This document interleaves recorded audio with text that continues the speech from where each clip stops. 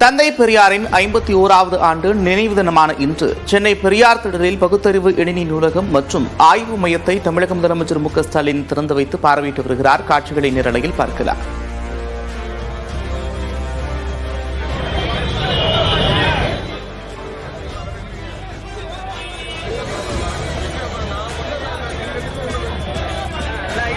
கூடுதல் விவரங்களோடு செய்தியாளர் வேல்முருகன் இணைக்கிறார். வேல்முருகன், விவரங்கள்.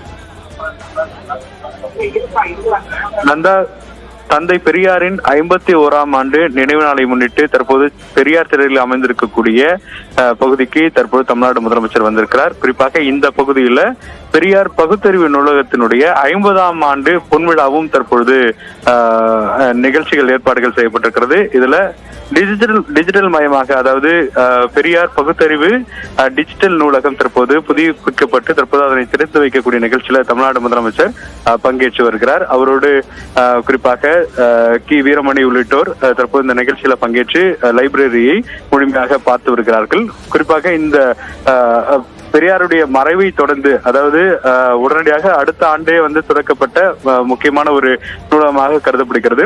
பெரியார் திடலில் பெரியார் குறித்த பல்வேறு விதமான புத்தகங்களை அடங்கிய ஒரு முக்கியமான நூலகம் என்பதனால் தொடர்ந்து 50 ஆண்டுகள் தற்போது இதனுடைய பொன்விழா ஆண்டு இன்று கொண்டாடப்பட இருக்கிறது. குறிப்பாக நிறைய புத்தகங்கள், அதாவது திராவிடம் சார்ந்த இயக்க நூல்களும் தமிழில் வெளிவந்திருக்கக்கூடிய மின் நூல்களையும் படிக்கக்கூடிய வசதிகள் செய்யப்பட்டிருக்கிறது. அதே போல வேர்ல்டு வைடு எந்த ஒரு லைப்ரரியில இருக்கக்கூடிய புத்தகங்களையும் இங்கிருந்தே அந்த புத்தகங்களை படிக்கக்கூடிய வகையில டிஜிட்டல் படுத்தப்பட்டிருக்கிறது. எனவே இந்த நூலகத்தை தற்போது தமிழ்நாடு முதலமைச்சர் திறந்து வைத்து டிஜிட்டல் செய்யப்பட்டிருக்கக்கூடிய அந்த ஆவணங்களை நேரடியாக பார்வையிட்டிருக்கிறார்.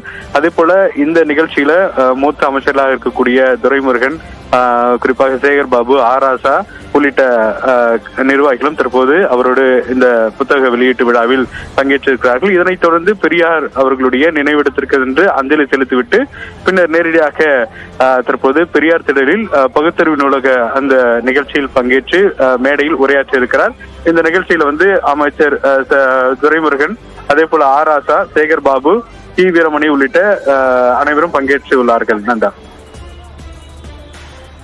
நூலகத்தை திறந்து வைத்து தற்போது பார்வையிட்டு வரக்கூடிய காட்சிகளை பார்த்து வருகிறோம். இன்னும் சற்று நேரத்தில் முதலமைச்சர் மு.க.ஸ்டாலின் விழா பெருவுரை ஆற்ற இருக்கிறார். இந்நிலையில் அடுத்தடுத்த நகர்வுகள் என்னென்ன திட்டமிடப்பட்டிருக்கிறது வேல்முருகன்? தொடர்ச்சியாக இன்று காலையிலேயே இருக்கக்கூடிய தந்தை பெரியார் அவர்களுடைய சிலைக்கு தற்போது மரியாதை செலுத்திவிட்டு அதற்கு இரண்டாவது நிகழ்ச்சியாக பெரியார் திடலில் இருக்கக்கூடிய பல்வேறு நிகழ்ச்சிகளை பங்கேற்கக்கூடிய வகையில் தமிழ்நாடு முதலமைச்சர் தற்பொழுது வந்திருக்கிறார். குறிப்பாக இந்த டிஜிட்டல் மையத்தில் குறிப்பாக நூலகங்களுக்கான அந்த பல்வேறு விதமான தொழில்நுட்ப ஏற்பாடுகள் இந்த பெரியார் திடலில் அமைந்திருக்கக்கூடிய பெரியார் பகுத்தறிவு நூலகம் மற்றும் ஆய்வு மையத்தில் ஏற்பாடுகள் செய்யப்பட்டிருக்கிறது. பெரியார் 1974ஆம் ஆண்டு மரணித்த நிலையில் அடுத்த ஆண்டே இந்த நூலகமானது திறக்கப்பட்டு பொன்விழா ஏற்பாடுகள் தற்போது நடைபெற்றிருக்கிறது.